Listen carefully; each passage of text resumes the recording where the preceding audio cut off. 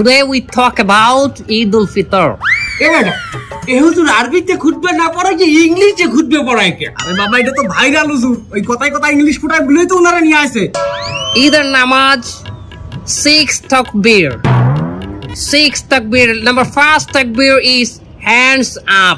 তার কেউ বুঝুক আর না বুঝুক ইংলিশে খুতবা দিতে আছে। আচ্ছা হুজুর মেলা বুঝতে আছি আমরা, আপনি কয়েন।